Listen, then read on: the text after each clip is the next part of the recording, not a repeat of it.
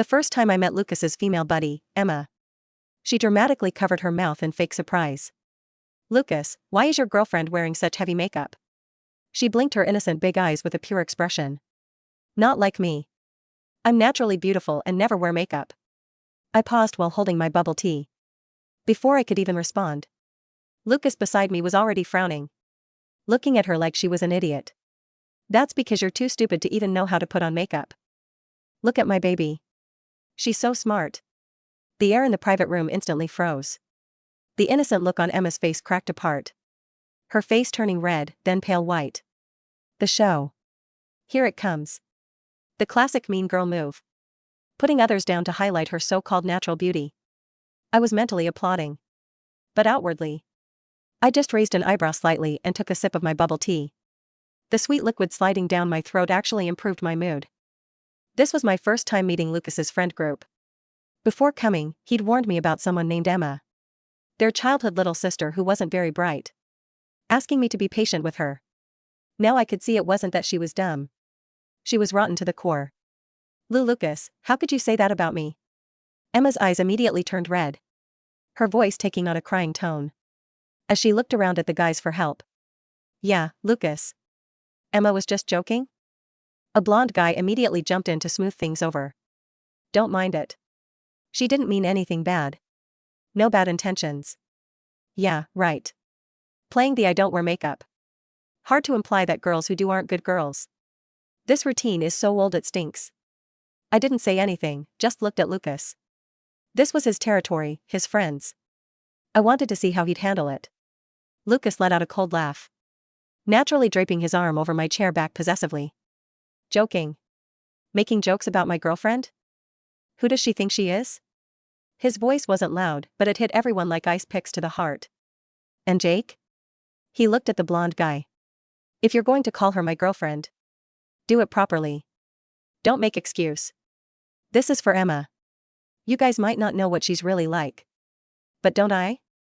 Someone who can't even tell the difference between lipstick and lip gloss has no right to judge anyone else's makeup." Lucas. Boyfriend power level maximum. Full marks from me. My smile deep. And as I reached over to squeeze his hand, resting on my shoulder, he squeezed back his fingertips, gently scratching my palm in a comforting gesture. Emma's tears finally started falling one by one like broken pearls. I just think girls look better natural. I didn't mean anything else." She sniffled, her shoulders shaking, looking utterly pitiful.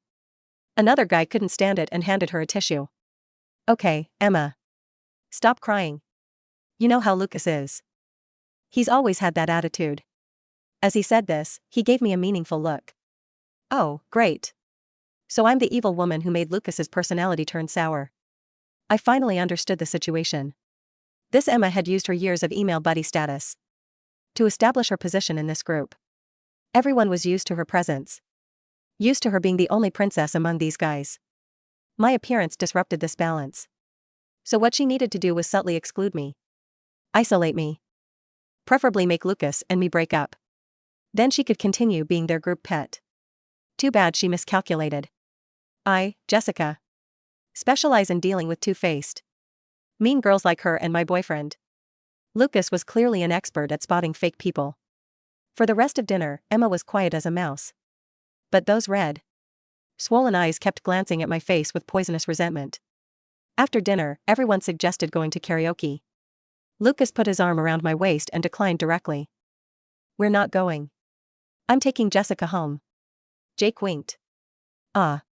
So clingy. Choosing your girl over your bros." Lucas kicked at him. "Get lost. Got a problem with that?" No. You two take your time leaving." Emma stood behind the group, biting her lip, staring intensely at our intertwined hands.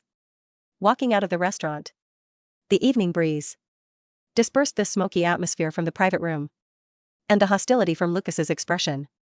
He stopped and turned to look at me. "Seriously, baby. I'm sorry you had to deal with that today." I shook my head and stood on my tiptoes to kiss his chin. "You did great. You deserve a reward." His Adam's apple bobbed, his eyes darkened, and his arm around my waist tightened suddenly. "Just this little reward?" he asked in a low voice.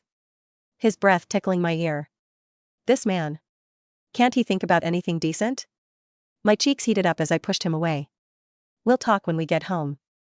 He chuckled softly, taking my hand and putting it in his pocket. Fingers intertwined. Don't worry about Emma, he said as we walked. I'll find an excuse soon to keep her from appearing in front of us again. Why? I asked curiously. Didn't you grow up together? Lucas snorted. That's exactly why. I know her too well. This isn't the first time she's pulled this. She's ruined relationships for several of my friends. She enjoys being the center of attention for all the guys. Any woman who might take away that attention becomes her enemy. So she's a repeat offender. No wonder she's so practiced at this.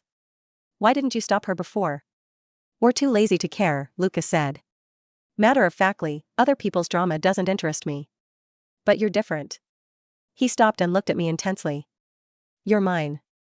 My heart felt like it was being squeezed by a warm hand, spreading warm throughout my body.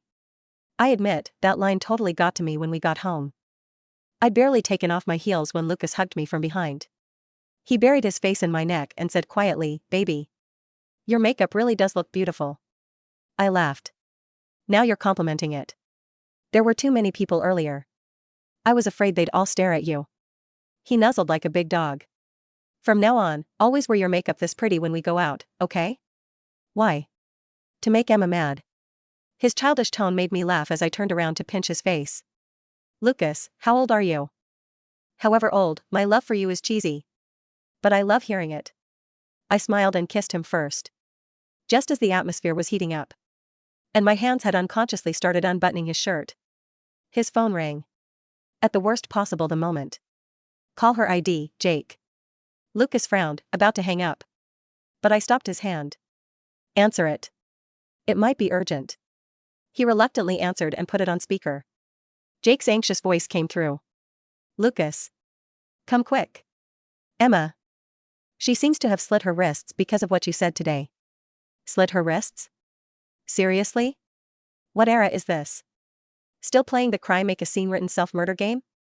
Lucas and I looked at each other, both seeing the eye roll and the other's expression. Lucas's voice was ice cold. Where is she?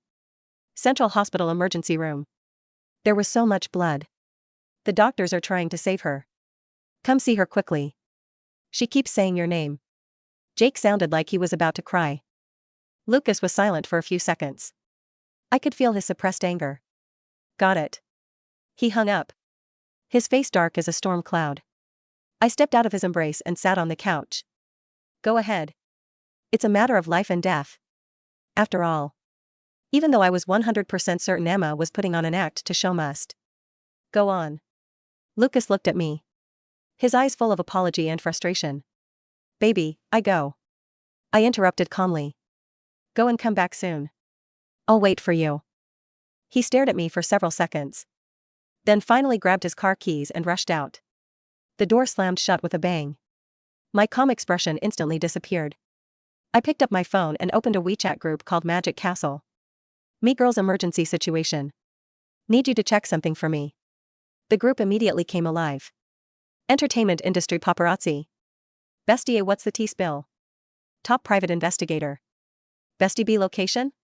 People involved? What happened? Me, Central Hospital emergency room. A girl named Emma just got sent in for slitting her wrists. Help me see if it's real or fake. How deep are the cuts? What kind of blade? Who's the attending doctor? Is there actual danger to her life? Bestie B, easy job. Give me 10 minutes. Want to play mind games with me? Emma, you're still too green. 10 minutes later, my phone pinged. Bestie B sent a file named Oscar-worthy performance.pdf. I opened it, my fingers trembling slightly, not from fear, but from suppressed laughter. The report was detailed and devastating. Patient, Emma. Admission time, 9:45 p.m. Injury, superficial epidermal abrasion on left wrist. Depth, less than 0.1 millimeters. Treatment, disinfected with iodine. Band-aid applied.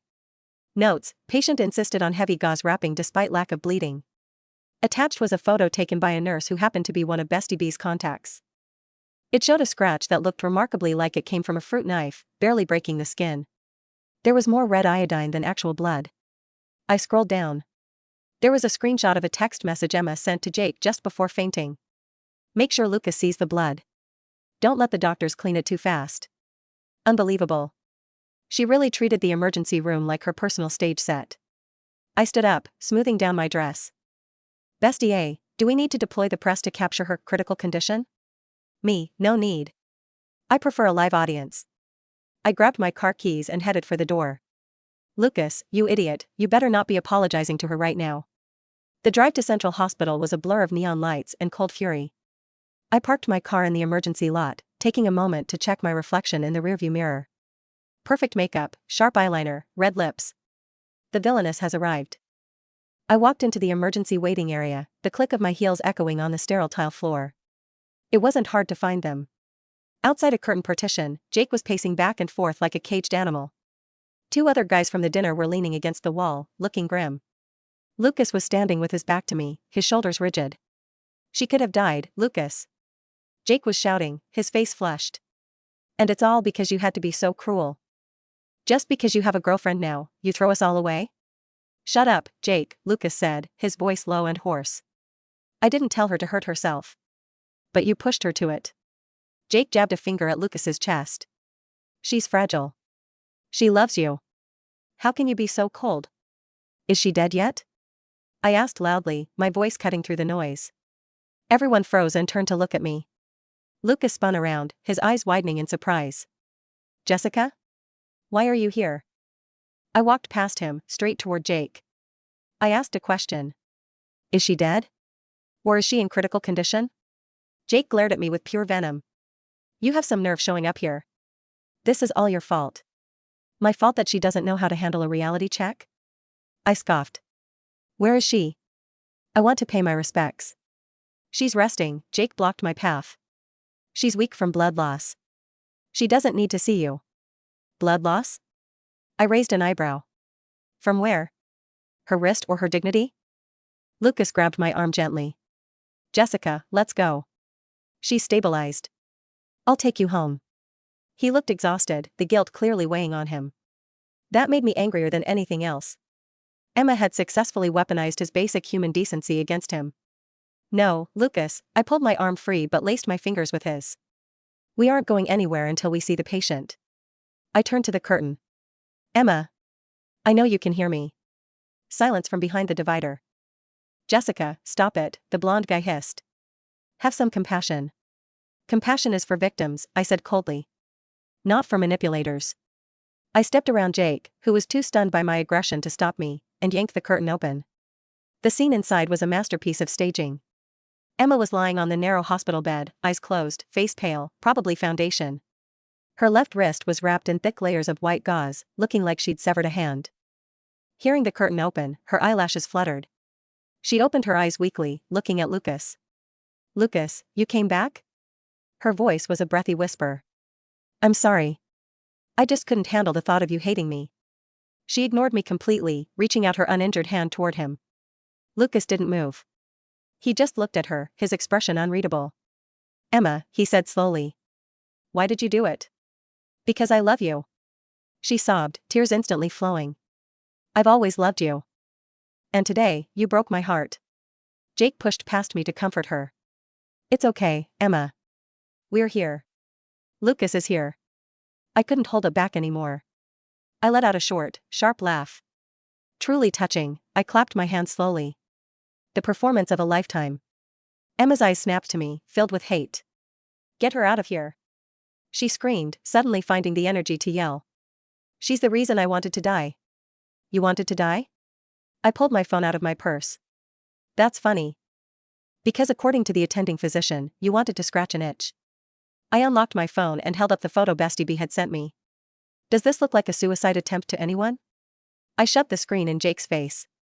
He blinked, looking at the photo of the tiny scratch. What is this? That is Emma's fatal wound before the bandage, I explained, my voice dripping with sarcasm. Depth, less than a paper cut. Required treatment, a Hello Kitty band-aid. The air in the cubicle went dead silent. Lucas stepped forward, taking the phone from my hand to look at it. His eyes narrowed. He zoomed in on the photo. Then he looked at Emma's heavily bandaged wrist. Emma, Lucas said, his voice dangerously quiet. Is this true? Emma's face went from fake pale to real red. She faked that photo. She's lying. It's from the hospital records, I said calmly. And I have the chat logs from your phone, too. Want me to read the text you sent Jake? Jake froze. What text? I scrolled down. Make sure Lucas sees the blood. Don't let the doctors clean it too fast. I read it out loud, enunciating every word. Jake's face went slack. He patted his pocket, checking his phone, realizing he hadn't checked his messages in the chaos. He pulled it out, stared at the screen, and his jaw dropped. He looked from the phone to Emma, his expression crumbling from protective anger to absolute shock.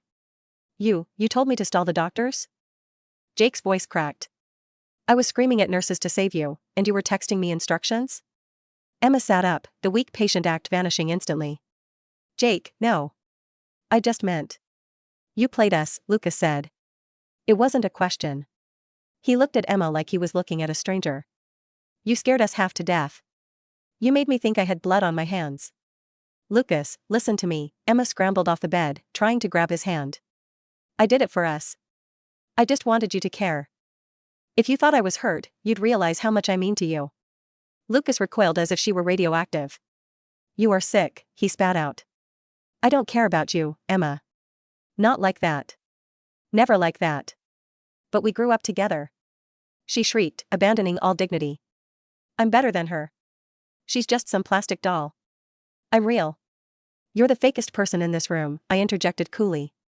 At least my makeup washes off. Your personality is permanently rotten. The other guys in the room were shuffling their feet, looking at the floor, realizing how stupid they had been. Lucas turned to Jake. You called me cruel? You told me I was choosing a girl over my bros? Jake couldn't even meet his eyes. Man, I didn't know. You didn't know because you're an idiot who thinks with his ego, Lucas said coldly. Don't contact me again. None of you. He grabbed my hand, his grip tight and desperate. Let's go, Jessica. We walked out of the emergency room, leaving Emma sobbing, real tears this time, and her knight in shining armor looking like a fool. The walk to the car was silent. The adrenaline was fading, leaving a strange heaviness in the air. Lucas opened the passenger door for me, waited until I was seated, and then walked around to the driver's side. He didn't start the car immediately. He gripped the steering wheel, his knuckles white, staring straight ahead into the darkness of the parking lot. I'm sorry, he said finally. His voice was thick with emotion. I should have listened to you. I shouldn't have left you alone to come here. I reached over and placed my hand on his arm. You came because you're a good person, Lucas. If you hadn't come, I would have been worried about your humanity. He turned to look at me, his eyes searching mine. How did you know? How did you get that photo so fast? I smiled mysteriously. I have my ways. Let's just say, never underestimate a girl who knows her worth. He let out a long breath, finally relaxing against the seat. You really are terrifying, he murmured, but there was a smile tugging at the corner of his lips. And you love it, I teased. Yeah, he leaned over, cupping my face in his hand. I really do. His kiss was fierce, possessive, erasing the ugly memory of the hospital room. Let's go home, he whispered against my lips. I owe you a proper date night. No friends allowed. Deal, I agreed. As we drove out of the hospital lot, I saw a notification pop up on my phone. It was a message in the Magic Castle group. Buddy.she, update. Someone posted a video of the confrontation in the ER. It's trending locally. Buddy.she, title, Pick Me Girl exposed by Queen GF. The comments are brutal. I smiled and locked my phone screen. Emma wanted attention. She wanted to be the star of the show. Well, now she was. But the internet is a cruel audience, and they don't hand out sympathy for bad acting. The next few days were peaceful. Lucas blocked Emma on everything. He also distanced himself from Jake and the others who had enabled her behavior. It was like a detox for his life. He spent more time with me, and we actually started hanging out with some of my friends. He realized that normal female friends don't fake suicides or demand constant validation. It was a revelation for him. But of course, a cockroach doesn't die from just one stomp. A week later, I was at work when I got a call from an unknown number. Hello? Is this Jessica? A familiar, shrill voice asked. Emma, I said, leaning back in my office chair. To what do I owe the displeasure? You ruined my life. She screamed into the phone. Everyone is laughing at me. Jake won't talk to me. The guys kicked me out of the group chat. Actions have consequences, I said, twirling a pen. You played a stupid game, and you won a stupid prize. I'm going to sue you. You violated my medical privacy. Actually, I corrected her. I didn't post the medical records online. I only showed them to the people involved. The video that went viral? That was recorded by a bystander. Public space, sweetie. No expectation of privacy in a crowded ER waiting room. She sputtered, clearly running out of ammunition. Lucas will forgive me, she said, her voice trembling. He always forgives me. We have history. History is just a record of the past, Emma. It doesn't dictate the future. I'm going to get him back. You'll see. You're just a rebound. A flavor of the month. You know, I said, my voice dropping an octave. I was going to let this go. I figured the public humiliation was enough. I paused for effect. But if you come near him again, or if you try to pull another stunt, I won't just use a photo next time. What do you mean? I mean, I know about the pregnancy scare you used to break up Lucas's friend Mike and his girlfriend 3 years ago. I know about the rumors you started about Sarah in college. There was a dead silence on the other end. My investigator is very thorough, I lied. Well, half lied. Bestie B was very good at digging up dirt. Go away, Emma. Find a new hobby. Maybe knitting. Or therapy. I hung up before she could respond and blocked the number. That evening, Lucas came over to my apartment for dinner. He looked lighter, happier than I had seen him in a long time. We were cooking pasta together, music playing softly in the background. So, he said, chopping vegetables. I heard a rumor. Oh? I asked, stirring the sauce. Apparently, Emma is moving to another city. Put in a transfer request at her job today. I smiled, hiding my satisfaction. Really? That's sudden. Yeah. Jake told me. He called to apologize again. Lucas put down the knife and looked at me. Did you have anything to do with that? I dipped a spoon into the sauce and held it up to his lips. Taste this. Does it need more salt? He took a bite, his eyes never leaving mine. It's perfect, he said. Just like you. He wrapped his arms around my waist, pulling me close. I don't care if you did, he murmured into my hair. I'm just glad she's gone.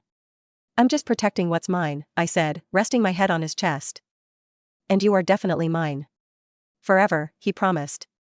We finished cooking, ate on the balcony under the stars, and talked about everything except Emma. She was a closed chapter. A lesson learned. Some people are like storm clouds, when they disappear, it's a beautiful day. And as I looked at Lucas, laughing at some silly joke I made, his face relaxed and open, I knew we had weathered the storm. The pick-me girl had been picked apart. And the natural beauty queen had been dethroned by a girl who knew exactly how to apply her makeup, and her intelligence. By the way, Lucas said later, as we were watching a movie. My mom called today. She wants to meet you. I froze. Your mom? Yeah. She saw the video online. Oh no. And? I asked nervously. Lucas grinned. She said, finally, a girl with a backbone. Bring her to Sunday dinner. I burst out laughing, the tension melting away. Well then, I said, reaching for my makeup bag. I better make sure I look my best. You don't need it, Lucas said, catching my hand. But wear it if you want. I love it either way. I looked at him, really looked at him. He wasn't just a prize to be won or a territory to be defended. He was a partner who was learning, growing, and standing by my side. Okay, I said, putting the bag down. But I'm wearing the red lipstick. It's my war paint. Good, he kissed my forehead. Because with us, it's always going to be a victory. The movie played on, but I wasn't watching. I was thinking about how funny life is. You meet someone, you fight for them, and sometimes, the fight makes the love stronger. Emma thought she was the main character of this story. She thought the world revolved around her tears and her drama. But she forgot the most important rule of any story. The villain never gets the happily ever after. That belongs to the ones who are brave enough to be real, even if real sometimes comes with a layer of foundation and a sharp wit. I snuggled closer to Lucas, feeling the steady beat of his heart. The credits rolled. But our story was just beginning. And honestly, I couldn't wait for the sequel. The Sunday dinner with his parents went surprisingly well. His mother was a formidable woman with sharp eyes and an even sharper tongue, much like me. She spent the first 10 minutes scrutinizing my outfit, and the next 2 hours roasting Emma's past behavior. Turns out, she had hated Emma for years but never said anything because the boys were too blind to see it. We bonded over tea and a shared disdain for manipulative tears. Lucas just sat there, shaking his head, realizing he was now outnumbered by strong women. "You're in trouble, son," his dad chuckled, patting him on the back. "But it's the good kind of trouble." Life moved on. The seasons changed. Lucas and I moved in together a year later. We hung a framed photo of us from that night at the karaoke bar, taken before everything went crazy, in our hallway. It was a reminder. Sometimes, you have to burn down the weeds to let the flowers grow. One rainy afternoon, I was cleaning out some old boxes when I found the printout of Emma's fake medical report. I stared at it for a moment. It seemed so long ago. So petty. I walked to the shredder and fed the paper into the teeth of the machine. The sound of paper tearing was satisfying. Whatever happened to Emma? I heard through the grapevine she got married to a guy in another state. Apparently, she posts a lot on social media about how hard marriage is and how she's a trad wife now. Some people never change, they just find new stages. But that wasn't my concern anymore. I walked into the living room where Lucas was reading a book. He looked up and smiled, that same warm smile that had caught my attention the first day we met. "Hey," he said. "Hey," I replied, sitting on his lap. "I love you." He put the book down and wrapped his arms around me. "I love you too. Makeup and all." I laughed and kissed him.